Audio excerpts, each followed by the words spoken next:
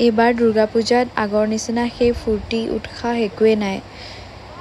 মই দুদিনেই ওলাই অহা নাছিলোঁ, কিন্তু আজি যিহেতু শেষৰ দিন সেইকাৰণে বোলো অকণমান ওলাই যাওঁ।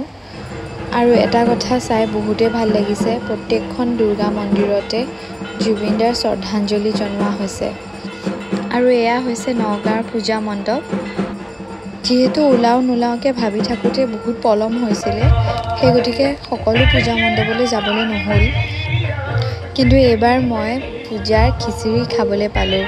আন প্ৰত্যেকবাৰে মই খিচিৰি ভাগত নপৰেই, কিন্তু এইবাৰ মই লাকি আছিলোঁ চাগে।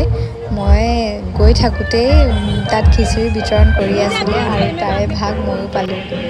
কেতিয়াবা প্লেন নকৰাকৈ বহুত বস্তু হৈ যায় আৰু কেতিয়াবা প্লেন কৰি থাকিও কেঞ্চেল হয়। এই কথাটোত বাৰু কোনে কোনে সন্মতি আছে জনাবচোন মোক। এইটোৱে আছিল লাষ্ট মণ্ডপ।